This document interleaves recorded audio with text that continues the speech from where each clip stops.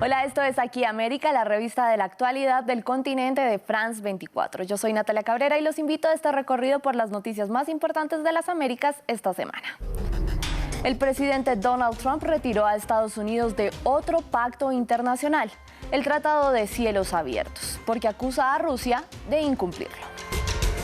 Y en nuestro tour por las noticias olvidadas por el coronavirus vamos a hablar del aumento de la violencia policial en Brasil, la emergencia por las lluvias en Honduras y otras noticias del continente americano.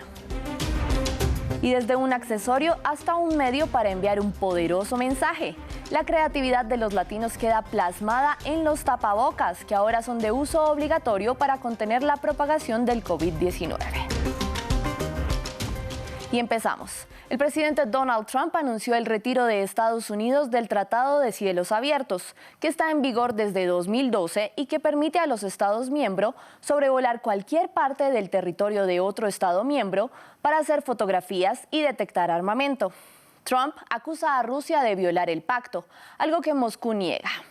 Este es el tercer gran tratado sobre el control de armas del que Trump ha retirado a la Unión Americana, tras romper el acuerdo nuclear con Irán y el tratado de fuerzas nucleares de rango intermedio también con Rusia.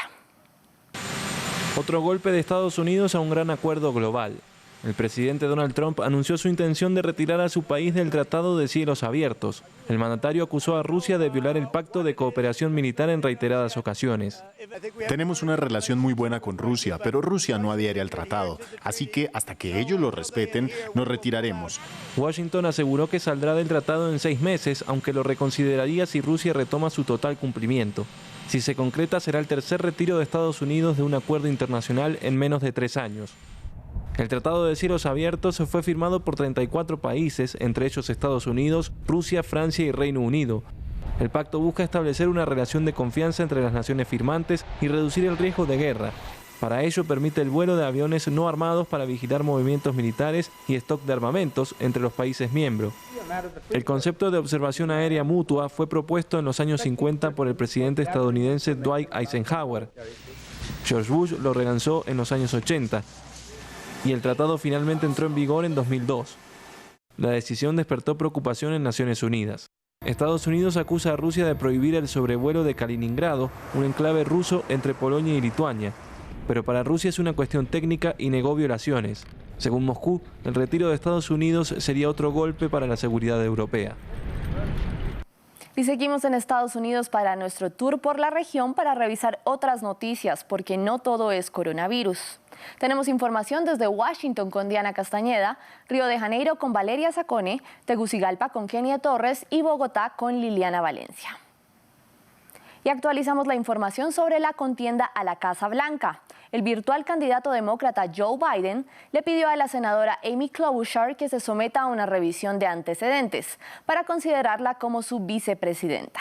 Diana Castañeda nos cuenta en qué va la selección de la compañera de Biden. Hola, buenas tardes. La condición que le ha impuesto el candidato demócrata a la presidencia de los Estados Unidos hasta el momento, Biden, a Klobuchar, para ser considerada como fórmula vicepresidencial es someterse a semanas y semanas de chequeo de antecedentes, que incluye no solamente revisar cada una de sus apariciones públicas, de sus discursos, de sus récords criminales, al igual que las relaciones anteriores que ha tenido y las relaciones de sus familias y personas cercanas. Aunque Biden sabe que Klobuchar tuvo una gran importancia durante los debates para las primarias y por eso es considerada como una opción, digámoslo, muy fuerte para llegar a convertirse en su candidata a la vicepresidencia. Sin embargo, nada está escrito. Biden no ha considerado que sea la número 1 y hay otros nombres que están sonando para cumplir con esta función en la candidatura de Biden, como podrían ser la ex asesora de seguridad nacional Susan Rice durante la administración de Obama e incluso la propia ex primera dama Michelle Obama, aunque no hay ningún pronunciamiento hasta el momento. Y las promesas del presidente de Brasil de disminuir el crimen traen consigo un aumento del abuso de la fuerza policial. En 2019 se registró un récord de muertes a manos de los uniformados y la tendencia parece repetirse en lo que va de 2020. Desde Río de Janeiro, nuestra corresponsal Valeria Zaccone con la información. En medio de la pandemia del coronavirus, Río de Janeiro vive una oleada de violencia policial que ya ha acabado con la vida de varias personas, en su mayoría negros y habitantes de favelas. Precisamente en una favela, el Alemão, el 15 de mayo hubo una operación policial en la que murieron 12 personas. Los habitantes de esta barriada denuncian que fueron los policías los autores de los asesinatos y también dicen que hubo omisión de auxilio porque los policías supuestamente se negaron a ayudarles a remover los cuerpos y los propios vecinos tuvieron que bajarlos de la montaña envueltos en sábanas.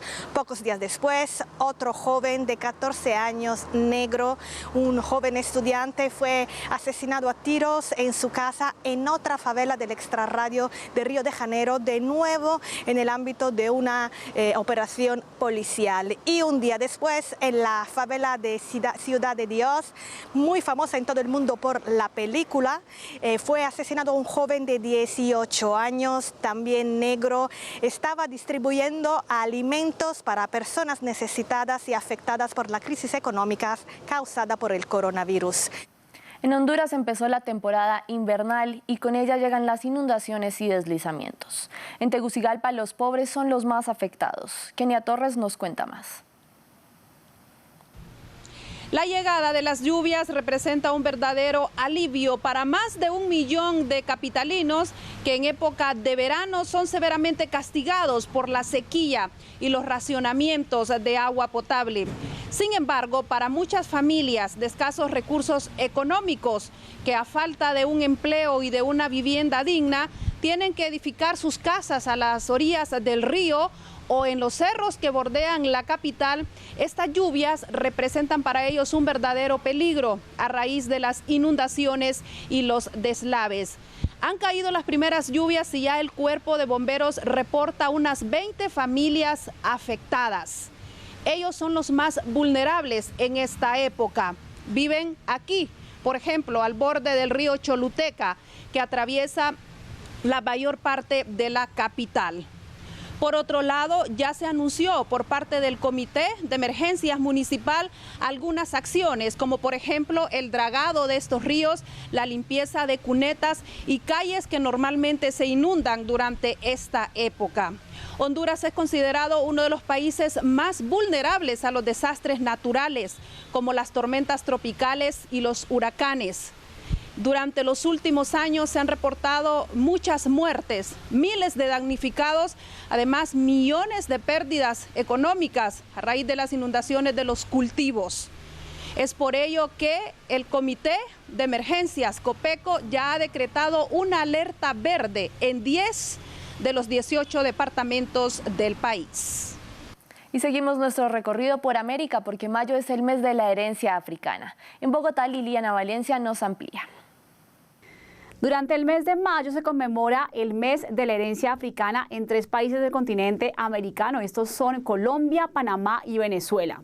En Colombia justamente esta es la semana de la afrocolombianidad, pues cada 21 de mayo se conmemora la abolición de la esclavización en este país, el 21 de mayo de 1851. Cada año se realizan eventos académicos como foros, conversatorios y todo tipo de conmemoraciones. Sin embargo, a raíz de las medidas tomadas para contener la pandemia de COVID-19, todo se ha trasladado a lo virtual. Hay muchos conversatorios virtuales en páginas de entidades del gobierno y organizaciones que promueven los derechos de la población afrocolombiana. Uno de los eventos que más se esperaba este año era el Africa Fashion Week Colombia 2020. Por supuesto no se podrá realizar de manera presencial, será trasladado para 2021, esperando que todo transcurra de la mejor manera. Pero la buena noticia es que el Africa Fashion Week Colombia realizará un lanzamiento internacional en alianza con las Africa Fashion Week, las semanas de la moda africana de Polonia, de Medio Oriente, de Ámsterdam, incluso de Ghana y de Senegal. Así que se espera que este evento tome más fuerza para 2021. Una vez más se conmemora entonces el mes de la herencia africana y el 21 de mayo además se conmemora el Día Internacional de la Diversidad Cultural y el 25 de mayo el Día Internacional de África. Así que un mes lleno de herencia africana en el continente americano. Y por la rápida tasa de contagios, América del Sur es ahora el epicentro de la pandemia del COVID-19. Y las mascarillas o tapabocas que estaban reservados para el personal médico son por estos días de uso obligatorio. En el transporte público, en el supermercado e incluso mientras se realiza alguna actividad física, las mascarillas son un accesorio más. Y en América Latina las hay con infinidad de variedades. Pueden verse elegantes, reflejar la cultura o incluso enviar un poderoso mensaje.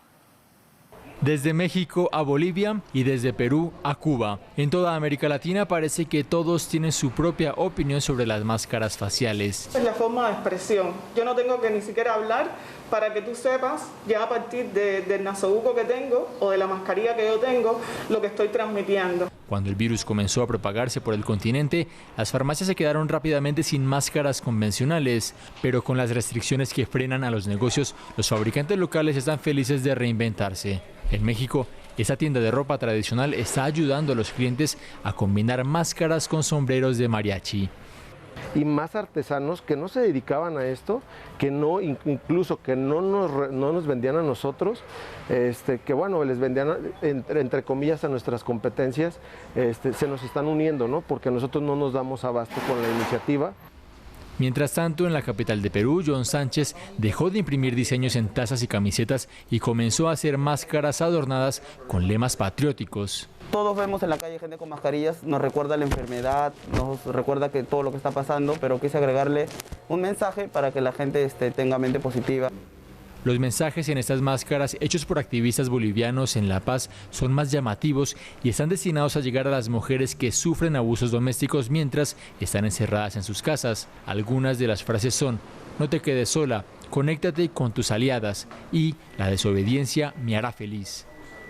No hemos dejado de pensar, no hemos dejado de manifestarnos porque tenemos que recluirnos en nuestras casas. Quédate en casa no es lo mismo que cállate en casa.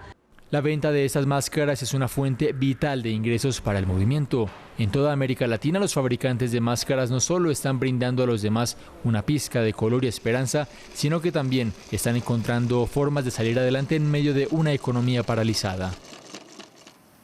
Y me despido en Colombia para ver más de cómo brillan los latinos en medio de la pandemia.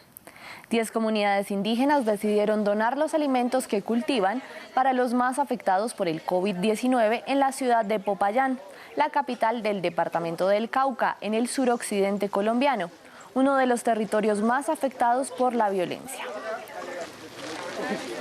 Gracias por acompañarme en esta emisión de Aquí América. Recuerden que en redes sociales me encuentran como @NataliaCabreraF24 y en nuestra página web hay más noticias de las Américas y del mundo.